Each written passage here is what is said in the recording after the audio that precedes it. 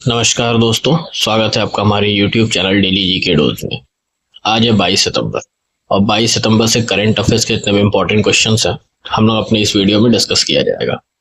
ध्यान रहे वीडियो को पूरा एंड तक देखिएगा ताकि हर क्वेश्चन की डिटेल एक्सप्लेनेशन आपको मालूम चलती रहे, जो कि एग्जाम के पॉइंट ऑफ व्यू से काफ़ी इंपॉर्टेंट है। तो जितने भी हमारे न्यू व्यूअर्स आते हैं चैनल पर, चैनल को सब्सक्राइब जरूर करें और बेल आइकन प्रेस करें ताकि पर डे की नोटिफिकेशंस आपको मिलती रहे।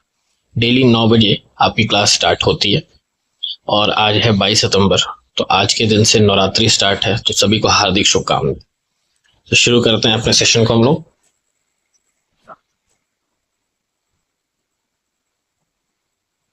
पहला question, next generation GST reforms announced by PM Modi will be effective from which date? PM Modi द्वारा घोषित नेक्स्ट जनरेशन जीएसटी सुधार किस तारीख से लागू होंगे? ऑप्शन है आपके 15 सितंबर, 18 सितंबर, 22 सितंबर या 1 अक्टूबर। तो मोदी जी द्वारा घोषित नेक्स्ट जनरेशन जीएसटी सुधार जो है ना, वो 22 सितंबर 2025 से लागू होंगे। तो ऑप्शन नंबर सी करेक्ट है इस क्वेश्चन का। नया जीएसटी स्ट्रक्चर सिर्फ 5% और 18% का स्लैब रहेगा। रोजमर्रा की जो वस्तुएं जैसे खाना, दवाइयाँ, साबुन, टूथपेस्ट, बीमा, इन पे 0% या 5% टैक्स होगा और हर साल 2.5 लाख करोड़ से अधिक की बचत नागरिकों को दी जाएगी।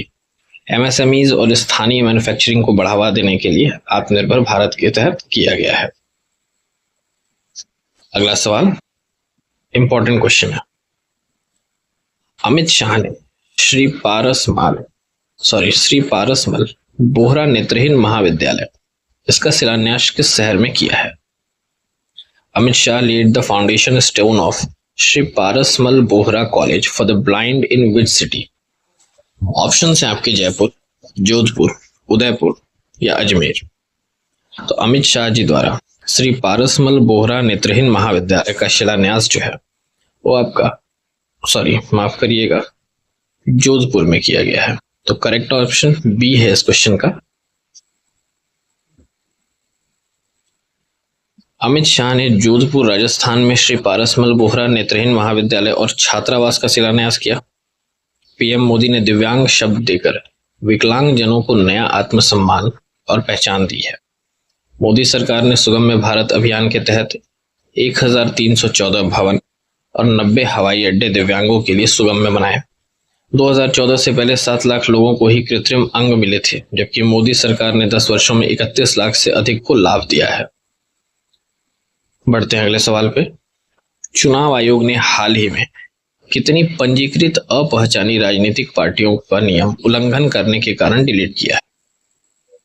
Recently, how many registered unrecognized political parties were delisted by the Election Commission for violating norms? Option है आपके 659, 378, 765 या 474।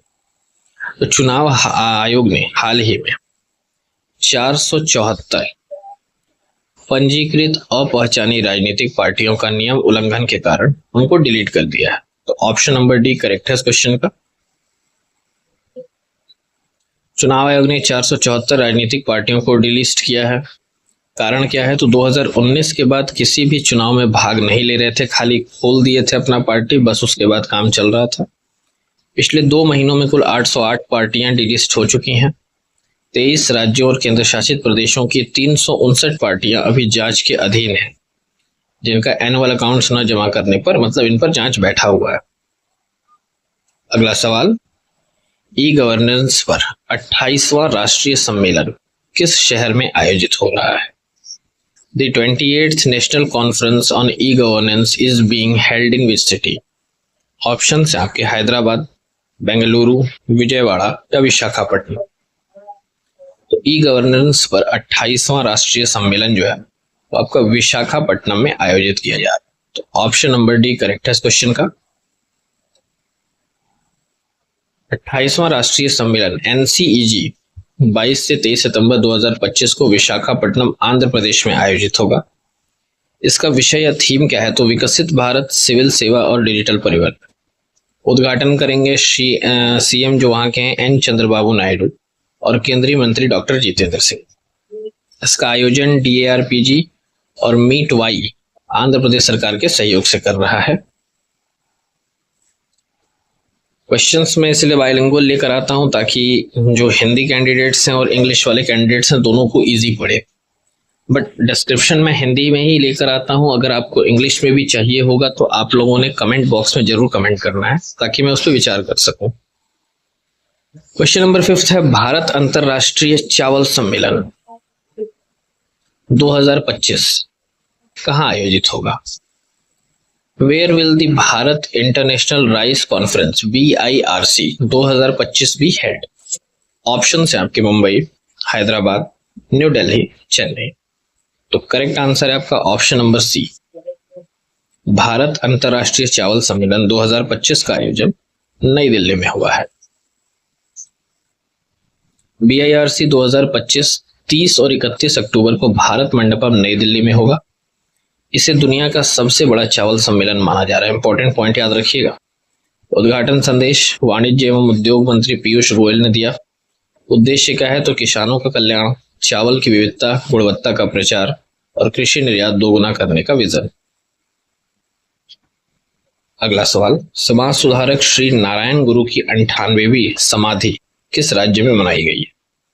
The 98th समाधि of social reformer Shri Narayan Guru was observed in which state? Option है आपके केरला, तमिलनाडु, कर्नाटका या आंध्र प्रदेश। तो समाज सुधारक श्री नारायण गुरु जी की 98वीं समाधि केरला में आयोजित की गई है। ऑप्शन नंबर ए करेक्ट है इस क्वेश्चन का। राज्य भर में श्री नारायण मंदिरों में विशेष आयोजन हुआ है। महापरिनिर्वाण सम्मेलन का उद्घाटन स्वामी अप्तलोकानंद ने किया और मुख्य कार्यक्रम वारकला शिवगिरी मठ शिष्यों का मुख्यालय में हुआ है। नेक्स्ट क्वेश्चन है, KVIC ने खादी महोत्सव 2025 के राष्ट्रीय स्तर पर आयोजन किस अवसर के तहत किया है? KVIC organise the nationwide Khadi Mahotsav 2025 under which celebration? Option है आपके गांधी जयंती, आजादी का अमृत महोत्सव, स्वच्छ भारत अभियान या नेशनल हैंडलूम डे। तो KVIC ने खादी महोत्सव 2025 के राष्ट्रीय स्तर पर आयोजन जो किया ना, वो आपका आजादी के अमृत महोत्सव के तहत किया है। तो ऑप्शन नंबर बी करेक्ट है इस क्वेश्चन का। आयोजन मुख्य रूप से स्वदेशी, आत्मनिर्भरता और स्वच्छता के संदेश पर केंद्रित था। 18 सितंबर को जुहू बीच पर विशेष क्लीनलीनेस ड्राइव आयोजित की गई। 19 सितंबर को खादी यात्रा, स्वदेशी रंगोली प्रतियोगिता और प्रतिभागियों का सम्मान किया गया। अगला सवाल, नमो मैराथन किस उद्देश्य से आयोजित किया गया है? What is the purpose of the Namo marathon organised by BJP? Option है आपके promote khadi, promote digital India, celebrate independence day या मेक इंडिया ड्रग्स फ्री। तो नमो मैराथन जो भारतीय जनता पार्टी के द्वारा आयोजित किया गया है उसका मेन उद्देश्य है make India drugs free. Option number D correct है इस क्वेश्चन का।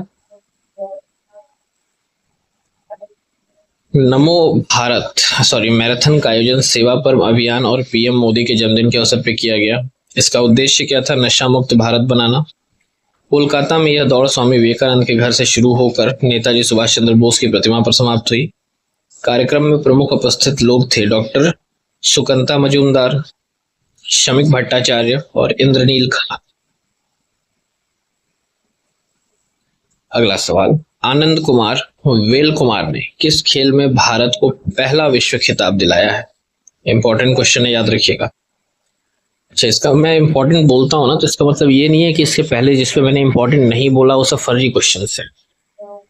सभी पर डे के डेली करंट अफेयर्स होते हैं, जितना भी आपका इंपॉर्टेंट न्यूज है वो रहता है, और जिसको मैं इंपॉर्टेंट बताता हूँ उसका मतलब ये है कि उसकी आने की संभावना ज्यादा है। तो इन चीजों को ध्यान में रखिएगा। तो Anand Kumar Vel Kumar became India's first ever world championship in which sport? Option है आपके बैडमिंटन, एथलेटिक्स, स्पीड स्केटिंग या स्विमिंग। तो आनंद कुमार वेल कुमार ने स्पीड स्केटिंग में भारत को पहला विश्व खिताब दिलाया। ऑप्शन नंबर सी करेक्ट है इस क्वेश्चन का। आनंद कुमार वेल कुमार ने 2025 वर्ल्ड स्पीड स्केटिंग चैंपियनशिप जो चाइना में आयोजित हुई है, इसमें पुरुष में 42 किलोमीटर मैराथन में स्वर्ण पदक जीता। उन्होंने टोटल 3 पदक जीते हैं, जिसमें 2 स्वर्ण और 1 कांस्य पदक हैं। 22 वर्ष के हैं ये और भारत के पहले विश्व चैंपियन भी बन चुके हैं। उनका खेल करियर घर के पास सीमेंटेड बैडमिंटन कोर्ट से शुरू हुआ। अंतरराष्ट्रीय सफलता 2021 में जूनियर विश्व चैंपियनशिप में रजत पदक से मिला था और अभी तो चूंकि भारत को उन्होंने 2 स्वर्ण जिताया और 1 कांस्य पदक जिताया है, तो अब तो काफी चर्चा में रहेंगे और जरूरी भी है, जो मेहनत करता है उसका नाम भी होना चाहिए। अगला क्वेश्चन है, फोन पे को ऑनलाइन पेमेंट एग्रीगेटर के रूप में कार्य करने के लिए किस संस्थान ने मंजूरी दी है? Which authority has given PhonePe approval to operate as an online payment aggregator? Option है आपके SEBI, सेबी, RBI, IRDAI या मिनिस्ट्री ऑफ फाइनेंस। तो फोन पे को ऑनलाइन पेमेंट एग्रीगेटर के रूप में कार्य करने के लिए RBI ने मंजूरी दी है। ऑप्शन नंबर बी करेक्ट है इस क्वेश्चन का। फोन पे को RBI की अंतिम मंजूरी मिली है ताकि वह ऑनलाइन पेमेंट एग्रीगेटर के रूप में कार्य कर सके। यह MSMEs और छोटे व्यवसायों के लिए डिजिटल पेमेंट्स को आसान और सुरक्षित बनाएगा। पेमेंट एग्रीगेटर क्या होता है? तो व्यापारी को अलग से पेमेंट गेटवे सेटअप किए बिना डिजिटल पेमेंट स्वीकार करने में मदद करता है। यह भारत के डिजिटल वित्तीय समावेशन और डिजिटल पेमेंट इकोसिस्टम को मजबूत करता है। आखिरी क्वेश्चन है, भारत ने हिंद महासागर क्षेत्र में समुद्री सुरक्षा के लिए उपग्रह ट्रैकिंग स्टेशन कहां स्थापित करने का समझौता किया? India has agreed to set up a satellite tracking station for maritime security in which location? Option है आपके मालदीव्स, सेशेल्स, मॉरिशियस या श्रीलंका। तो भारत ने हिंद महासागर क्षेत्र में समुद्री सुरक्षा के लिए उपग्रह ट्रैकिंग स्टेशन मॉरिशियस में स्थापित करने के लिए समझौता किया है। तो ऑप्शन नंबर सी करेक्ट है इस क्वेश्चन का। भारत ने मॉरिशस के डिएगो गार्सियो के पास उपग्रह ट्रैकिंग स्टेशन स्थापित करने का समझौता किया। उद्देश्य क्या है? तो हिंद महासागर क्षेत्र में भारत की रणनीतिक उपस्थिति को मजबूत करना। यह स्टेशन भारत को उपग्रहों और प्रक्षेपण यानों से डेटा ट्रैक और प्राप्त करने में मदद करेगा, क्षेत्रीय निगरानी बढ़ाना और चीन के नौसैनिक विस्तार का मुकाबला करना है। तो ये थे आज के टॉप करंट अफेयर्स। उम्मीद करता हूँ सेशन आपको अच्छा लगा होगा। अगर अच्छा लगता है ना तो वीडियो को लाइक, शेयर और कमेंट जरूर करा करें। और हो सकता है कि मैं बहुत लंबा वीडियो नहीं बनाता हूँ, उसके लिए माफ़ी चाहूँगा, लेकिन लंबा वीडियो कोई मतलब भी नहीं है। जो इम्पोर्टेंट है बस वो देखना है अपने को, और जितना जरूरी है उतना देख लें। न्यूज़ के साथ साथ उस न्यूज़ से जुड़े हुए फैक्ट्स आपको ध्यान में रखने हैं, जानने जरूरी हैं पर डे, और वो मैं देता हूँ। हाँ, कुछ मैं अभी फूल पत्ते और लगाऊंगा इसमें जरूरत पड़ने पे, बट बहुत लंबा वीडियो बना के कोई मतलब नहीं। जहाँ न्यूज़ ही पर डे की जो हमारे एग्जाम के पॉइंट ऑफ व्यू से ज़्यादा न्यूज़ नहीं रहती हैं। अब ऐसे तो हज़ारों न्यूज़ पढ़ी हैं, लेकिन जो जरूरी है, जो इम्पोर्टेंट है एग्जाम के लिए ना, वो लेके बैठना है। हर न्यूज़ का कोई मतलब नहीं है उसका चीर फाड़ करने का। छोटी क्लास रहेगी, दमदार रहेगी, यूजफुल रहेगी सभी के लिए। और उम्मीद करता हूँ कि आप लोग भी सपोर्ट करेंगे वीडियो को, और चैनल को शेयर जरूर करा करें। और जितने भी नए व्यूअर्स आते हैं वो हमारे चैनल डेली जीके डोज को सब्सक्राइब करिए। ध्यान रहे, क्लास 9 बजे से शुरू हो जाती है रोज सुबह। अभी फिलहाल में रिकॉर्डेड जा रहा है। आप लोग जैसे जैसे कहेंगे, कमेंट करेंगे, उस हिसाब से मैं लाइव भी क्लास लेकर आऊंगा। ठीक है, तो तब तक के लिए धन्यवाद, नमस्कार, हर हर महादेव। और एक बार फिर से नवरात्रि की शुभकामनाएं। माता रानी सबको स्वस्थ रखे। धन्यवाद।